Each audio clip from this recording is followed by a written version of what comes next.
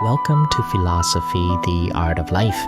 Communication transcends the mere exchange of words.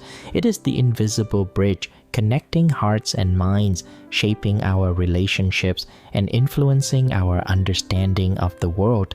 Words possess an extraordinary power, yet they are fragile instruments capable of healing or wounding, building or breaking.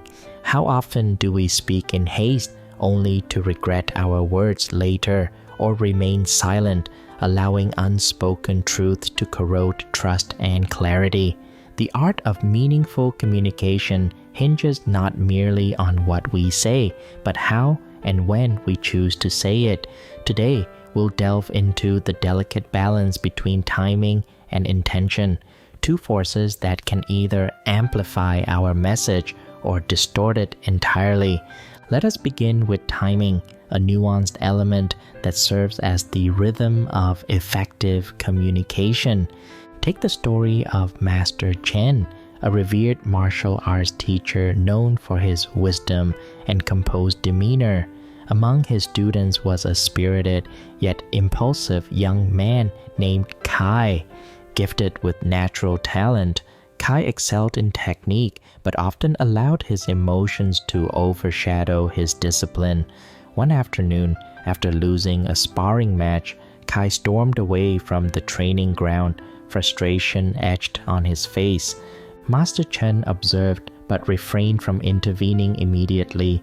Hours later, under the quiet glow of dusk, he approached Kai by the koi pond. His voice was steady, his words deliberate. Kai, anger is like a storm. It clouds your vision and weakens your stance. Tell me, what troubles you today? Kai hesitated, but eventually opened up, revealing his insecurities and feelings of inadequacy. Master Chen listened, offering words that carried weight because they were spoken at the right time. What made this conversation impactful? Timing. Master Chen understood that addressing Kai's frustration in the heat of the moment would have only escalated the tension. Instead, he chose patience, waiting until Kai was emotionally receptive. As Rainer Maria Rilke wisely wrote, "Be patient toward all that is unsolved in your heart, and try to love the question themselves." Timing is not simply about saying the right words. It is about ensuring those words fall upon open ears and an open heart. But why do we, as humans, so often rush into conversations even when we sense the timing isn't right? The answer lies in our inherent discomfort with silence and unresolved emotions. Silence can feel heavy, like an awkward pause that demands to be filled. Emotional tension urges us to act, to fix, to defend, to justify. But words spoken in haste often lack clarity and intention. How then do we cultivate the patience to wait for the right moment? It begins with self-awareness. Pause before speaking and ask yourself, is this the right moment? Are my emotions in check? Will the other person be receptive to what I have to say? Sometimes the most effective thing you can do is step back, breathe, and wait. Reflection is equally important. It aligns our emotional impulses with our intentions, transforming reactive communication into purposeful dialogue. Reflection isn't passive. It is a deliberate pause to ask, what am I trying to achieve with these words? Moving from timing, let us consider intention, the silent architect behind every word we speak. Consider the Challenger space shuttle disaster in 1986. Engineers at NASA had identified critical flaws in the shuttle's O-ring seals, vulnerable to failure in cold temperatures. Despite their concerns, the launch proceeded under immense pressure to meet deadlines and maintain public confidence. The intention behind pushing forward wasn't entirely malicious. It stemmed from external pressures and a desire to avoid reputational damage. Yet this intention, though seemingly rational, was profoundly misaligned with the core purpose of space exploration, safety, and the preservation of life. Short-term goals overshadowed long-term priorities. The warnings of engineers, though well-meaning, were diluted amidst bureaucratic urgency. When disaster struck, the consequences were catastrophic. 7 lives were lost, and the world watched in collective grief. This tragedy serves as a stark reminder that even well-meaning intentions, when misaligned with the values, can lead to disastrous outcomes. At the heart of our struggle with intention lies a universal truth. Human nature is deeply flawed. We are creatures of ego, fear, and pride. Fear compels us to act prematurely. Pride shields us from vulnerability. The desire for validation clouds our honesty.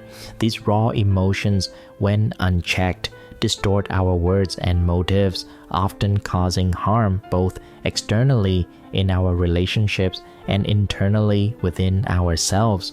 Externally, poorly intended words fracture trust and sow misunderstanding.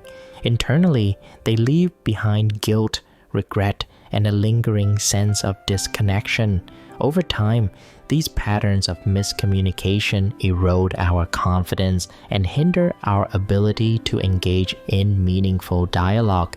So how do we address this? Through deliberate self-examination. As Socrates said, the unexamined life is not worth living. Before speaking, ask yourself, what do I truly hope to achieve with these words? Am I speaking from a place of love, care, or ego? Are my words serving a constructive purpose, or are they serving me? Reflection isn't easy. It requires humility, the willingness to confront our imperfections and acknowledge that our emotions are not always reliable guides. Philosopher Seneca encouraged practicing premeditatio malorum, anticipating emotional triggers and biases before critical moments arise. By preparing ourselves mentally and emotionally, we gain clarity and intention. Another practical tool is journaling. Writing down your thoughts before a difficult conversation can serve as a mirror, reflecting the raw, unfiltered motives behind your words. It allows you to dissect your emotions, identify biases, and clarify the core message you want to convey.